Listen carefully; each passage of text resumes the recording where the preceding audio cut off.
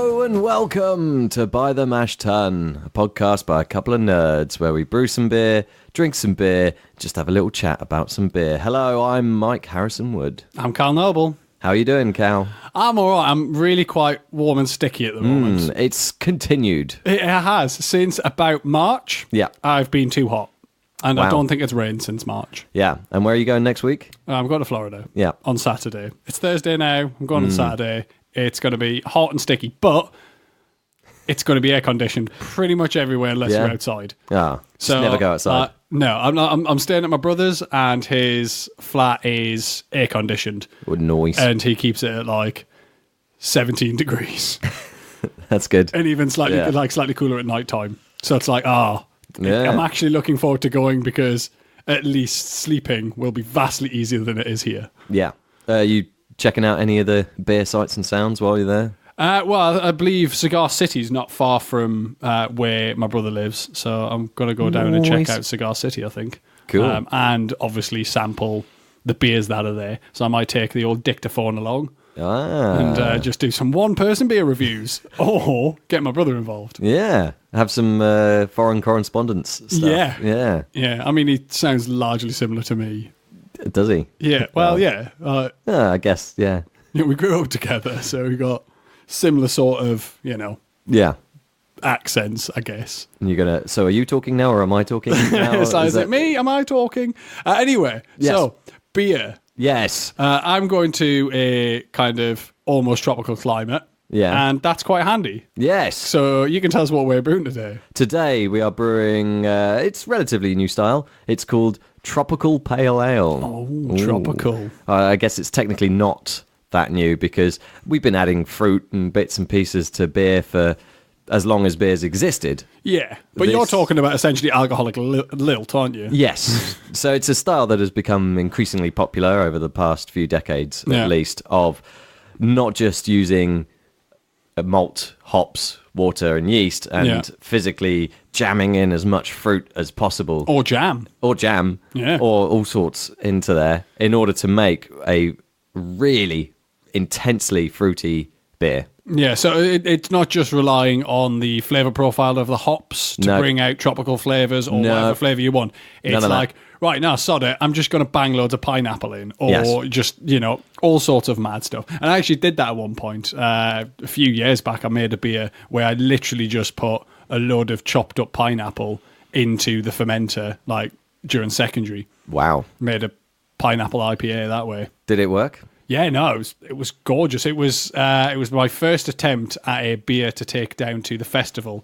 So like this year, I'm making the New England Pale. Yeah. To take down. Well, the first year I took down a pineapple IPA. Okay. And It it didn't catch in the fermenter or anything? There was no sort of infection? No. I mean, like the acidity of pineapple Yeah. is quite high. I mean, obviously that I peeled it and chopped it there and then. So And that's post-fermentation as well? yes, yeah. So it was going into an alcoholic environment, and there was a certain amount of secondary fermentation from the sugars from the pineapple, but not too much. Interesting. So yeah, it got slightly more alcoholic, but I wonder if there was a little bit of a biotransformation thing going on there. as very well. possibly. But I do remember it being gorgeous. Any bottles left? Oh God, no. Oh. No. Sorry. mate. I mean, I'll do it again at some point, but no. Yeah. So yeah, today we're going to brew tropical beer. IPA. Yeah. Many breweries have been dabbling with this recently. The focus tends not to be one specific fruit. Yeah. So there are Belgian styles that have, again, existed for not millennia, but centuries. Yes, yeah. That you make a sort of Belgian style beer, and then you add lots of one specific fruit. So you Yes. might add cherry, you might add raspberry, strawberry, so on. Yeah, there's some pretty famous ones out there. Yes, go find them. Yeah. You'll see them. You'll bump into them. But with Tropical Pale Ale, the emphasis doesn't seem to be about emphasizing one particular fruit. It's No. more about a balance of everything that you've got that's tropical. So it will be pineapple, it will be coconut and mango Yes, and yeah. passion fruit and all of these things all combining in one beer to make essentially, as you said earlier, lilt that's Yeah, actually a beer. Yeah, just beery lilt. Hmm. Which, I mean, I don't mind lilt, but I prefer to have a slightly beerier tone if Yes. I can. You haven't brought lilt for us to taste, have you? No, that would have been really good. Damn. And here at 0%. Yeah, give this one a try. It's alcohol-free. Exactly. Okay, do you want to take us through the recipe? Yeah, I can do. It's a little bit nuanced, but not. There's a few surprises basically. Yeah. You've got the base malt being Marisotta, Yeah. as usual. I've also chucked in a little bit of Munich just to give it a bit of depth from that malt flavour. A little bit of oats, and then also because I will come back to this. There's also a tiny bit of smoked malt in there, and that's because of what fruit we're adding. But I'm not gonna. I can see it in a little bowl. Spoil that yet. I can see it in a little bowl. Yeah. The hops, I'm planning on using a huge amount of hops, but they are not going to be the primary flavour giver. They're going to be there as support and to round out the sort of fruitiness. Are you using much bittering hops? Almost none. No. Yeah. Treating it almost like a New England IPA. Yeah. You've got that big round sweet flavour. I'm mashing in at a very high temperature. Yeah. So for the temperature at which you chuck the water in for mashing does change the beer. Not only does it change the ABV, it changes the sort of sweetness. Because it's all about how the sugars in the grain break down in the temperature. Yeah. So the longer the chains, the harder it is for the yeast to break it down. Yeah. And therefore the sweeter the beer is because you've got less fermentable sugars. Yeah. The yeast have one look at it and go, oh, that's too long. Yeah, I'm not going to have that. God, I'd be full. I'd be full if I ate all that. So they don't. Yeah, they exactly. Leave it. And if you chuck the water in hot, really hot, but not boiling, then it just produces these really long chains. Yeah, you just get more unfermentable sugars, don't you? But the good thing is the human tongue still tastes them as sweet. Yes. So the yeast leave it alone. It's still nice and sweet, and you drink the beer, and it's like lovely and round. And but as you say, that does affect the ABV because if the yeast can't eat all the sugars, they're not going to produce as much alcohol. So you end up with a sweeter beer that isn't as alcoholic. Yes. And the other way around that is you can make a very alcoholic beer and get the sweetness from the alcohol. Yes, yeah, like with double IPAs and so on, yeah. alcohol does give a sort of residual sweetness. So yeah, lovely. So there we go. So mashing in hot on a hot day. Yeah. Was that because it was so hot out there? You thought, well, if I mash in hot, it'll stay hot. Yeah, the garage is basically a sauna at the moment. It's quite warm. Yeah. There's quite a lot of like saunery spiders in there, lots just chilling out. Little tails around their waist. They're running away. They hate it. Yeah, they hate the moisture. But it's just weird considering they live in hot countries a lot of the time. You know, the big ones. They really love the hot countries. The banana spiders that come on the bananas or whatever. Yeah, or I mean, just all of the large spiders that live in all of the really hot countries. Yes, like all of Australia. But it's quite dry. That is true. In Australia, it's not got that like sauna. Saw a big spider when I was in Jamaica. Yeah. Yeah. How big? Big on my hand. Nice. No. The opposite. The opposite of nice. Anyway, we digress. Yes. So, which hops are you using? Hops, I'm using Styrian Wolf. Okay. Which is a little bit fruity. It's also got hints of that sort of stone fruit stuff, which I think will help with the tropical sort of roundness. So it's not just grapefruit. It's also so it gives a juiciness and not just like a tartness to it. Yeah, but as I say, they're not the prominent flavour, so I'm not focusing too much on them. Yeast, I was sort of tempted to go with one of the really sort of peachy, funky yeasts. But a little bit of a disclaimer: this beer isn't actually for me. I'm brewing it for my sister's second year wedding anniversary. Yeah, and so trying out a brand new yeast that I've never tried before. I would be happy to do it if it was just for me, but it's for someone else. So I'm playing it a little bit safe and just using boring old USO 5. Hey, it works though. It does. And the thing is that it does allow the other flavours to shine through because it's not going to be imparting a lot of flavours itself. Yeah. We are going to get a couple of bottles of this though, aren't we? Yes. Yeah. So the plan is to bottle at least sort of half a dozen and then put the rest in the cask for... It's just so we've got something that we can try in our next Final Gravity episode. Yeah. And just in case it's absolutely amazing. Yeah. But then you can keep a hold of the recipe and we'll do it again. Oh, exactly. The other special ingredient... Go on then. Is... So this is for my sister, and she particularly delights in making infused spirits. Okay. So last year she made a pineapple rum. This is, unfortunately, not vegetarian because they barbecue the rum beforehand. Barbecue the rum? Barbecue the rum, barbecue the pineapple. Gotta say, it would fall through the holes, wouldn't it? Very smoky. But it was wet. I don't know. It would just sizzle. It'd be horrible. Yeah. So it's strong flavor, but it was not vegetarian because it's barbecued after they've done a sort of full day's worth of barbecuing lots of meat. Lots of meat. So essentially, they're putting pineapple on top of meat scraps, barbecuing it, and then dropping that into a load of rum. Yes, leave for a few weeks. Let all that pineapple infuse into the rum. So strain it. If this isn't going to be vegetarian straight off the bat because of the rum, yes, are you going to fine it? I'm not. You're not going to fine it? I'm not going to fine it, no. Okay. It is going in a cask rather than a keg because I'm not serving it at my house where I have all my kegging equipment. Yes, yeah. I'm just shoving it in a cask and I can roll it in place. They've got room for a stillage so they can have it sort of cooled and in place for a couple of days beforehand. That's and good. Let it cask condition, let it settle out, or let all the sediment settle out. There's a little bit of oats in the malt base, so it will be slightly hazy anyway. But I mean, the thing is, that if you're not going to fine it, a little bit of haziness is going to be expected. And it's a tropical pale ale. You want it to be like clear. Yeah, you want it to look that way. Oh god, he's poured out some of this rum. Yes, so this is last year's batch of the pineapple rum, which I thought we'd have a little sample of. It smells like we're getting at the old tasting quite early here, but I like it. Yes, this is how we should start most of our podcasts, by a little tot of rum. Oh, that is sweet. Yeah, that is real big rummy sugar. Yeah, I can't smell much pineapple, but there's definitely I'm just getting rum face. I think because this has been in my drinks cabinet for over a year now, and I think the pineapple has died out quite a bit, especially compared to when it was fresh. I am still getting pineapple there, though. It's there. Yeah. It is there. It's a lot. It's slightly sourer than I was expecting. Yeah. That sharp pineapple. Yeah. So I mean, it's very nice. It's still rounded. It's still a good flavour, but there was a sourness there that you don't expect from standard rum. Like normal rum, you go, right, not that bad, real sugary.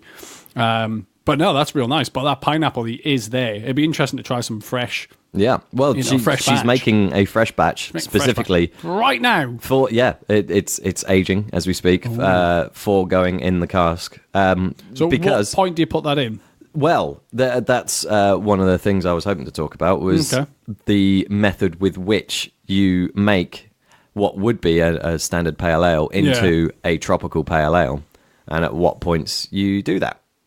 And there are plenty to choose from. I'm sure there is. One of the easiest is chop up all the fruit and add it to the boil. Yeah.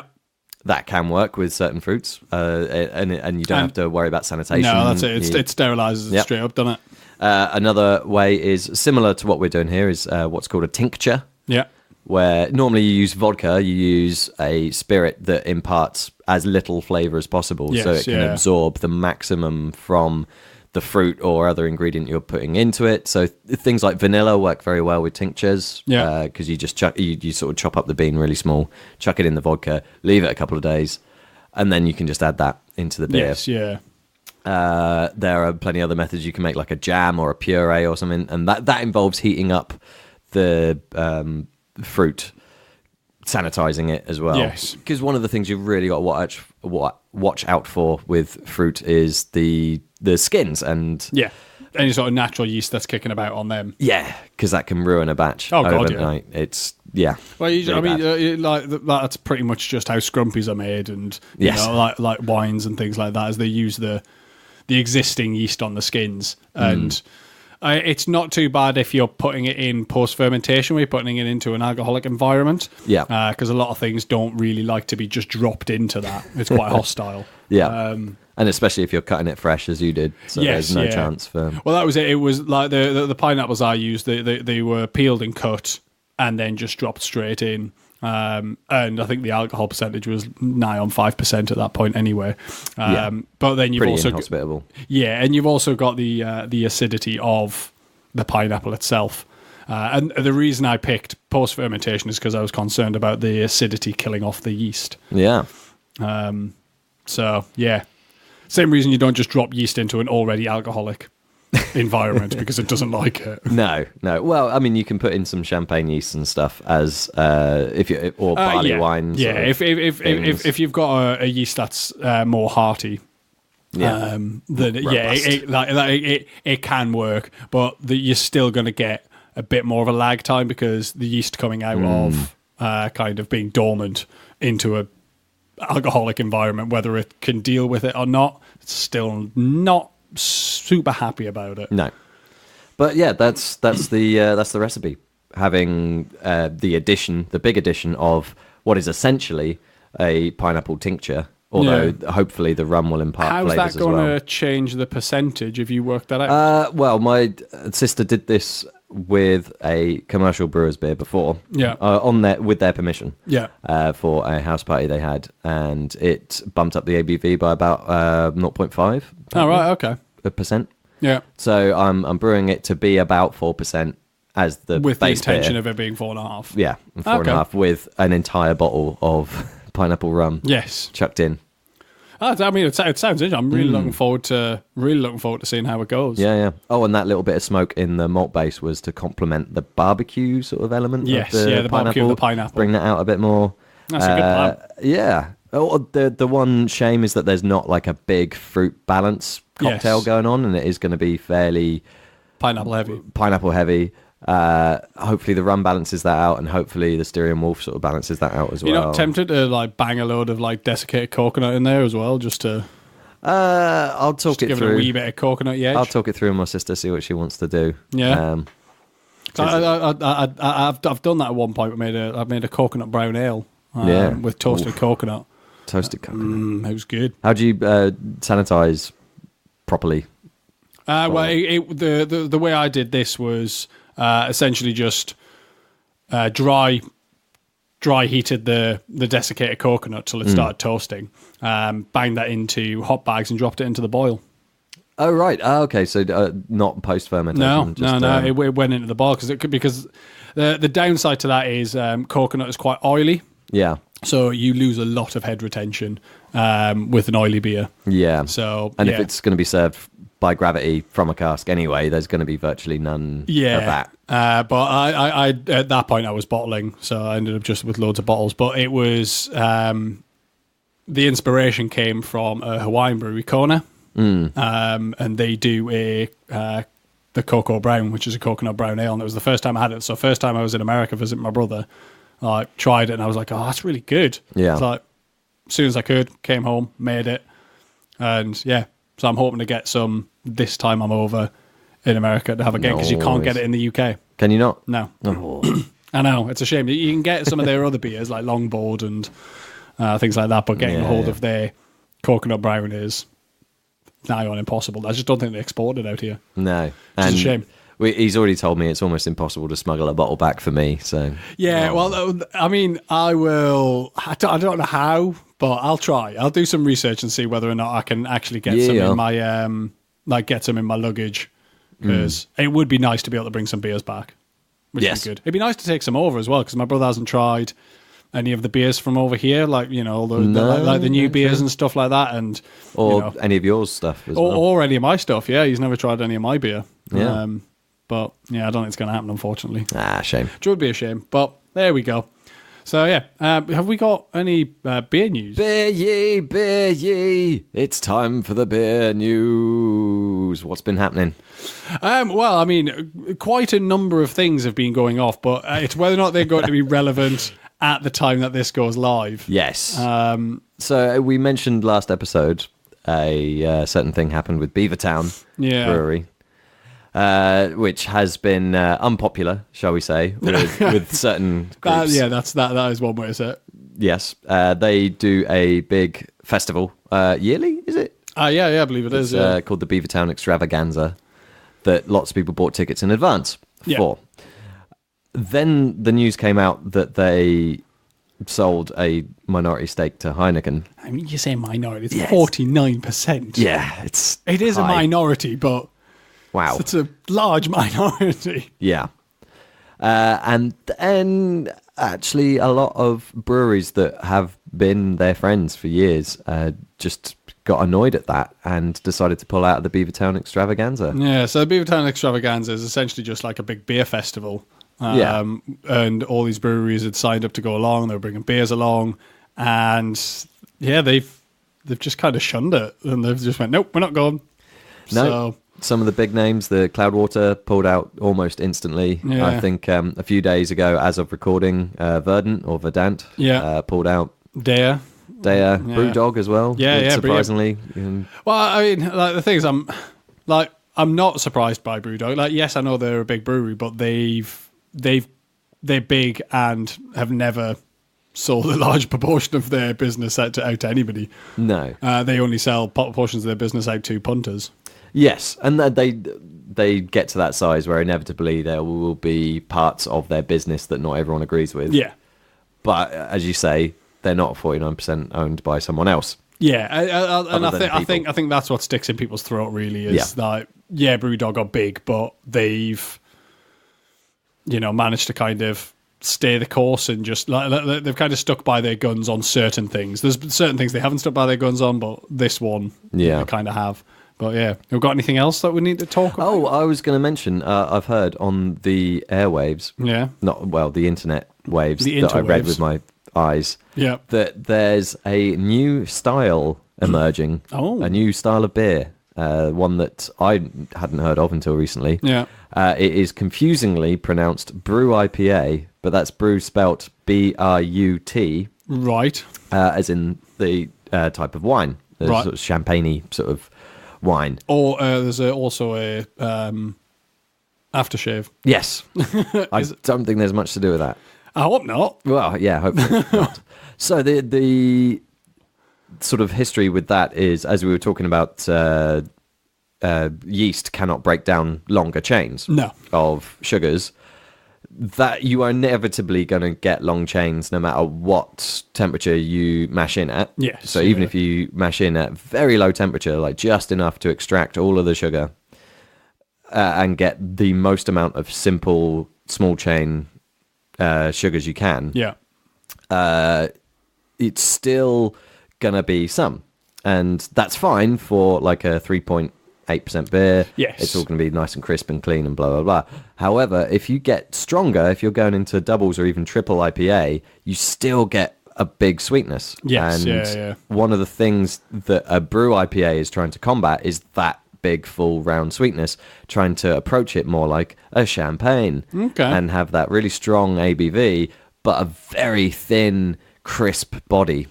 And there's a couple of ways of doing that. The first thing is literally use champagne yeast. Yeah. Because it's very good at munching down any chains it sees. Yeah, and it can survive to a much higher alcohol tolerance as well. Yeah. Alcohol's sort of no problem to this thing. The other one is introducing an enzyme. You literally just chuck in an enzyme to the beer after everything's mashed in, and that will artificially break down those larger chain sugars into fermentable sugars. And then that allows the full thing to completely ferment out, get really big, get really crisp, and you end up with like a champagne-y. How do you feel about that? How do you feel about the addition of an enzyme to help break things down? Like, would you be more comfortable using a champagne yeast, or would you be more comfortable using an enzyme to kind of artificially break it down? I don't know. I think because strong Belgian beers have been adding sugar for centuries. Yeah. You just chuck in sugar, and then you don't have to worry about the long chain stuff because it's already short chain. Yeah, you've given a lot of food for the yeast to tackle. And so this method, as far as I can tell, was invented in order to shy away from just adding sugar to it, and instead you add the enzyme. Yeah. And it's sort of, well, if you're adding something... Yeah, what difference does it make? What does it matter? I mean, I suppose you can... like, adding sugar straight into it affects the body quite a lot. Yeah. You end up with a much, like, kind of thinner beer, really. Yeah. And that can be an issue sometimes. But it does work if you've got a good malt base. Yeah, because you can combat it, and the Belgian beers, they've been doing it for a long time, so they've got that pretty nailed on. Like, it's just what the enzyme would do, whether or not it allows like that body to stay there. But yeah, I'm not sure. Yeah, I've not had a UK example of this style. No. Apparently, it's emerging more from the sort of San Francisco region of the US. So it will be a while before it filters over to this part of the world. I'm sure a couple of up and coming brewers are going to give it a punt. Yeah.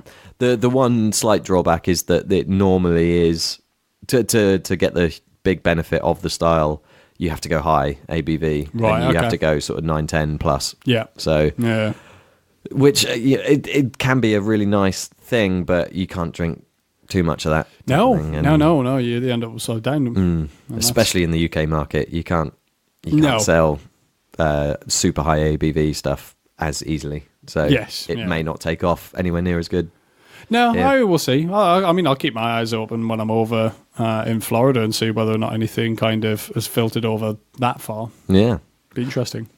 Maybe one day we'll brew one as well. Maybe. We'll have to get our hands on some of this enzymes. Oh, yes. We'll just find out what it's called. Yeah. Until then, should we have a beer? Yeah, no, that sounds like a good idea. Let's do that. Right, what we got here then? So we've got one that anyone who's familiar with tropical pale ales is going to know. They are going to have seen it. It is by Tiny Rebel, and it is called Club Tropicana. It's just such a good beer. Yeah. For those searching, it's with a W, not with a U. So it's CLWB. Yeah. Tropicana. I wonder what the purpose behind that is. Welsh. Is that genuinely the reason? I think so, yeah. Because they're a Welsh brewery based in Newport. And one of the things that they like doing is throwing the odd little bits of Welsh language into stuff. Yeah. So Cwtch is one you might have seen as well. That's CWTCH.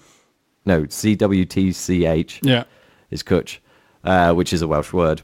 And so they've taken Club Tropicana and they've swapped out the U for a W, and it's Club Tropicana. Ah, look at it. Yeah. And the thing is, it's a banging beer as well. Oh, yes. Going to get involved. We'll obviously give it a nice, I'll say a nice review, as long as it is nice. Yes. But we'll give it a review, but I'm fairly certain I know what to expect. Yeah, big fruit on the nose, big tropical, everything, pineapple, mango, passion fruit, blah, blah, blah, everything under the sun. So good. Yeah. And the taste is just as rounded. Oh, that is just beautiful. On a hot day like this, sitting in the garden, drinking some Club Tropicana. Yeah. That's what it's about. Yeah, and as you say, beer lilt. Yeah, no, it genuinely is. I mean, it's just such a big punch in the face of tropical. Yeah. And, I mean, do you know how they get the tropical? I don't know for sure, so I don't like to Do they just put slander. lilt in? Lilt syrup. Yeah. No, unfortunately, I hear that they do use syrups or essences. I can't remember which one it was. The thing is, that doesn't really bother me that much. No. Because when you're brewing at the level that they're brewing at, banging in loads of fruit is bloody expensive. Yeah. And your risk of infection is huge. Yeah. So, it's all fine and well for home brewers to, be very purist and go, right, okay, well, I'm only just going to use the freshest ingredients and all of that. And it's that's fine. If you're making 40 litres, 50 litres, if it goes south, you can pour it away. Yeah. You don't have to try and sell it to anybody. And, also your outlay for those. I mean, go down the fruit market. So when I make wine, go down the fruit market, you get 8 kilograms of fruit for £8. And that's a lot. But if you upscale that to big brewery where you're needing a ton, all of a sudden it becomes quite expensive. And then you have to put that price onto the markup of your beer. And then your beer's more expensive. And then people complain about that. So I have no issue with breweries using essences and, various other ways of just making it still taste fantastic, because it tastes good. Yeah. Tastes fantastic, but do it in a way that is sustainable, so it allows the brewery to actually produce the beers that it wants to produce, and it allows the consumers to get it at a fair price. And as we were talking about all the methods of adding fruit to beer, it is the easiest one to finally adjust. Yes, as well. So you can make the beer fully finished, done, take off a certain size of sample, and just keep adding drops until it tastes right, and then you scale it up. Yeah, you can't do that if you're adding the fruit in before the boil. No, it is very difficult to get that right unless you do a lot of test brews beforehand. And again, that is time consuming and expensive. Yeah. But I mean, it does mean that you get lots of beer that you can drink. So there is that. Hooray! But no, like all in all, Club Tropicana, I've had it many times before, but it is just such a good beer. Like, and in a can, so you can drink it straight from the can. You don't have to worry. And it is perfect. Like you want it from the fridge. I find that like for me, this is a beer best served from can or from keg. I haven't had it on cask. I imagine it's probably pretty good on cask as well. Huh. Interesting. But yeah, I don't even think I've seen it in cask. So I don't know whether or not they do it in cask at all. Interesting. But yeah, I do like to think about that sometimes when I'm drinking beers. Like, oh, how would it be off? You know, how would it be served like this? How would it be served like that? And this one, I think, really benefits from the carbonation because it really just helps open everything up. It brings it to the nose a lot easier, and the temperature just makes it real refreshing. I'd imagine that at room temperature would still be nice, but it would start tasting. And I think it'd be a bit much after a while. Yeah, because there is quite a... It's not like super sweet, but there is quite a sweetness there. Yeah. To accompany the fruit. And so I think, as you say, if it was room temperature and you had a whole pint of it, it would presumably get a bit too heavy. Yeah. Sweetness-wise. I'd have thought so. So nice, crisp, cold, fizzy, drink it quick, lovely, summer. Yeah. Oh, yeah, definitely. Well, I think before we go and grab another beer, this is a perfect opportunity to, we can talk about the network that hosts us, Kaiju FM. So we're part of a network. I've got a podcast on this network, a different podcast called the Space Jam Continuum. It's hosted by Rob. He runs Kaiju, and he's got various other podcasts on there. And unfortunately, it's not a free operation. We make the podcast for free. You know, we don't make anything. We provide the beer, we provide the equipment, all of that. But the network does take some level of upkeep. And for that, we've set up a Patreon account. So if you go to kaiju.fm and you click the support us section, you will see the Patreon page. And for even just $1 a month, it makes such a big difference. You'll gain access to certain reward levels. At some point, we're talking about putting up our recipes as a kind of a reward for donating to the Patreon. And, even if you just listen to our show, it's like 50 cents an episode. And there's a lot of other shows on there. So, if you're into role-play games, there's a show called Law Masters, which is fantastic. It's just I've guested on that as well. You have? So I do believe I've been on there at some point. Oh, cool. And Law Masters is brilliant because it's just little 10, 15-minute snippets, sometimes real short, sometimes even 3-minute little snippet ideas of characters, locations, things for characters and stuff. And it's just really good. It's like a crowdfunding type thing. But if you can't afford to, or you just simply don't want to, that's perfectly fine. There's other ways to help us out. Wherever you listen to podcasts, if they've got a rating system, such as iTunes, stick a rating on, give us a review. Subscribe. Subscribe. Let us know how we're doing. Get in contact with us on social media. Yes. Because we've got all that social media going, haven't we, Mike? Yes. Yes. Yeah. Do you know any of the names of the? Oh, they're all at by the mash tun, all one word. There you go. Or not the at it for Facebook and Instagram, but Twitter is at. Yeah. But they're all the same. By the mash tun. Yeah. And so see what we're up to. Yeah, you can get in contact, keep up with things. We tend to put up various posts every so often. yeah, other than that, it's kind of just thanks for listening, and let us know how we're doing. Yeah. And I think the next thing we need to do is go get a beer. But while we get a beer, I'm just going to stick an advert on. Yes. In a world that appears to make no linear sense, there is a time-travelling rabbit with an important agenda. What is it?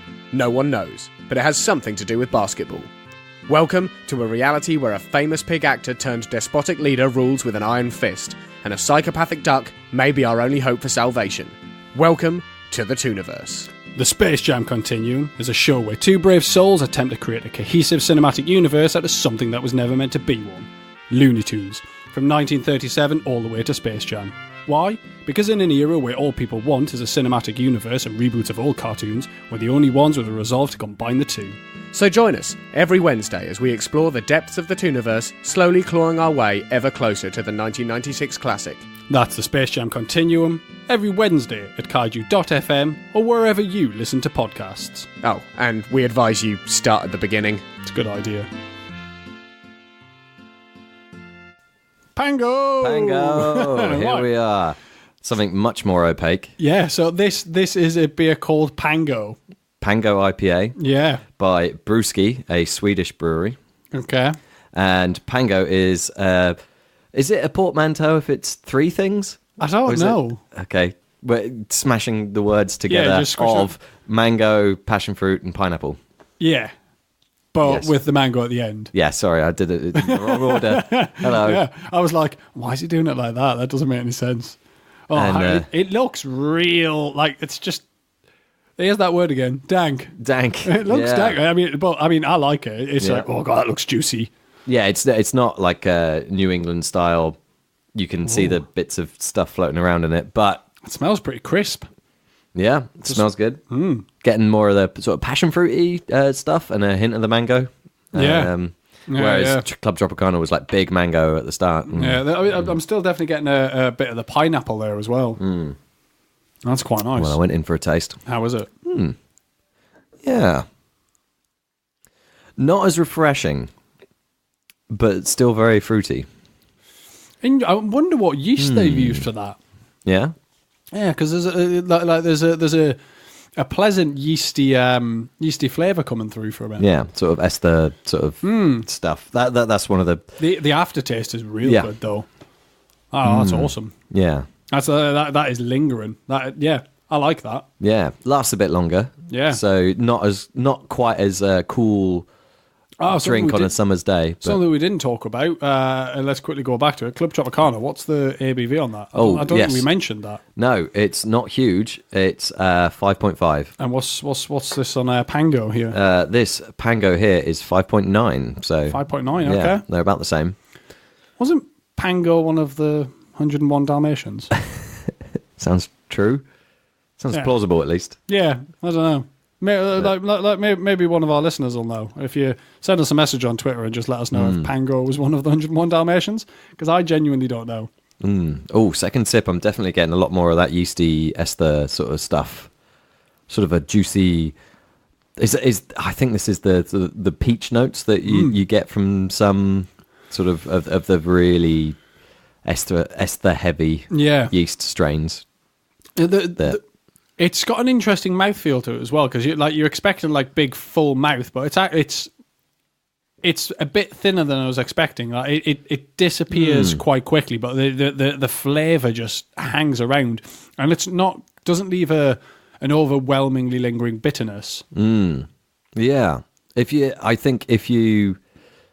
looking for something like Club Tropicana, but you want a sipper, not a guzzler. Yeah. Then definitely try and find out Pango by Brewski. That's real nice, and I like the bottle as well. Oh yeah, like the label is real. It's just it's just awesome. It's just a mango, pineapple, and a passion fruit. And that's it. Yeah, and then you like the logo for the brewery. The logo, it's just a little guy with a moustache and a top hat and a monocle. Yeah, that's good. I like that. That's good. The bottle size is interesting as well. Yeah. Let me find out. It is 330. Yeah, right. But it's like a little... It's sort of like a stubby, but it's somewhere in between a stubby and a normal sort of 330 ml. I like it. That percentage as well. Like, it's a size of bottle you want, and it does mean that if you've got a load of them in your fridge, you can get one out, and because it's only a short amount, you know, you're not having to worry about it warming up too quickly. Oh. Yeah, I'm actually kind of curious to see how this warms up. Yeah, and because it's not very high carbonation levels either. No, it's not. It's lost almost all its head straight away. Oh, I wonder what they'd be like if we mixed them. No, don't do it. Fruit punch. Well, one of the things I was going to try is adding the pineapple rum to. Oh, is it now? But I'm not going to do that yet. No, probably not on air either. No, we'll do that at the end. Yeah, obviously. Well, should we get another one? I think. We should. All right. Well. Hello. What'd you got? I've got another one. Good. That's what you went for. It is by a much more local brewery to us, a Renegade brewery, which is sort of a offshoot of West Berks Brewery. Yeah. They're brewed in the same place. And it is called Witness the Citrus. Witness the Citrus. It's not a true tropical pale ale. It is a bit of a curveball. Oh, is it? But I figured it looked nice. Yeah, well, I mean, at least you didn't bring us a stout. Yes. Like when you said, I've got a bit of a curveball, it's not really a tropical pale ale. I'm like, he's going to get a chocolate stout out, isn't he? Like, we're just going to have a chocolate stout and talk about that for a bit. Yeah, we could do. No, okay, I'm all right. Maybe not. I'm in a citrus mood. Fair enough. Well, lucky, because this is Witness the Citrus. It's a tangerine white beer, they've called it. The strength is 4.5, so it's much more low down. Probably should have started with this one. It doesn't look like a white beer. No. Just put that out there. It is a can, and I left it to settle overnight in the fridge. So I'm so used to bottle-conditioned beers that I think I've gotten very good at pouring carefully. just nailing it. Yeah. So I reckon if I just upended it in a pint glass, it would look a bit different. Yeah. But it's definitely orange in colour compared to the other two. It's very, very tangerine-y on the nose as well. Is it? Tangerine. Okay, yeah, I can pick up some, but there's no way as much as, as other fruits in the other beers. It's not a full hit in the face like Club Tropicana was. But it smells nice. It looks good, and it's one of the hardest things to pitch when you are brewing with additions of X, Y, and Z. Is how much do you put in? Do you want a beer with a hint of a thing, or do you want a thing with a hint of beer? Yeah, that's it, isn't it? It's difficult to find the balance, and you have to really know what you want, because you can't just sit on the fence about it and just see what happens. It's like, no, we're going for the fruit flavour, or we're going for beer with a hint of fruit, and that I'd say they've went for a beer with a hint of fruit. Yeah, because the beer flavour's there. It's a nice beer. And there is an undertone of tangerine. It's not full in your face. It's even the wheat beer flavors aren't really super present. No, I got more yeast flavor from the Pango than I did from it was a citrus. Big fruity yeast flavor as well. Yes, it was. I mean, I imagine that was probably their intention. Whereas these guys, they may have wanted to downplay the yeast profile. Yeah, potentially because they've called it a white beer rather than a wheat beer. Yes, yeah, exactly. So as to how that's kind of changed their process, I don't really know whether or not they've brewed it the same way you brew wheat beer, or whether or not they've brewed it at or fermented at a much lower temperature, so you're not getting that that sort of yeasty estery that's my suspicion. Balance. Yeah, because with a lot of yeasts, the higher you ferment the temperature of fermentation, the more the yeast will push out certain things that it can't be bothered to deal with. Yeah, and because it's fermenting so fast. Like that works perfectly in certain styles. So wheat beers and stuff like that, you want those flavor profiles. Yeah, because they can be fruity and nice. And so you ferment at those higher temperatures because that's where that yeast is happy. Whereas you don't want that out of like other styles of beer. So if you're wanting an IPA, you don't want those flavors, so you get a cleaner yeast. If you were to brew a lager, like you don't want those flavors. You want real crisp. No. So the lager yeast you ferment at a very low temperature. I mean, I can imagine if you fermented with a lager yeast at like ale fermentation temperatures, it'd just be sulfur. It'd just be so sulfurous. Because isn't that the steam, the steam ale? Yeah, but I mean, they don't. I don't know what sort of like temperature they do ferment at, but I don't think it's at the same sort of temperature because that's not super sulfurous.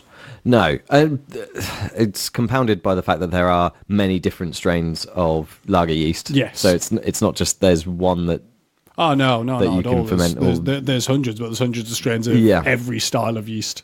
But a lot of things come down to age as well. So if you are fermenting at a very high temperature and the yeast is pushing out all these extra flavors, there's esters and phenols as well that are a bit more undesirable. Sometimes desirable, sometimes not. Yeah.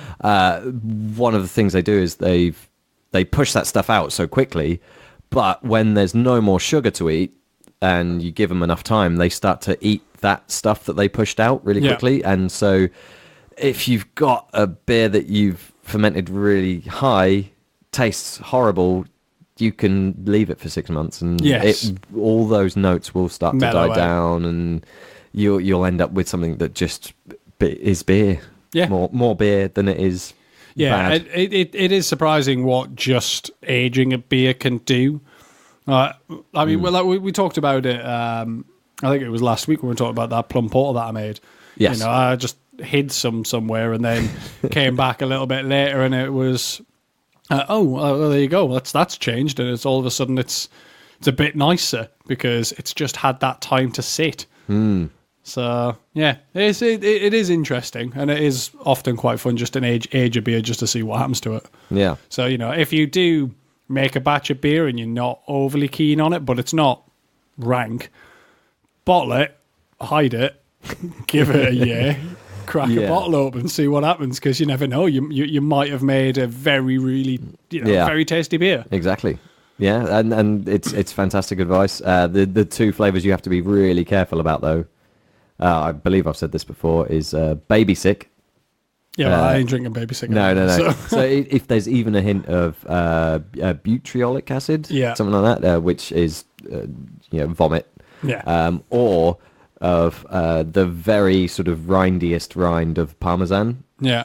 Those two flavors, despite being unpleasant in and of themselves, signifies that there's something really bad in that, and that might be bad for you to drink. So those are the two that just don't even bother aging it. Just chuck it away. Yeah, just get rid.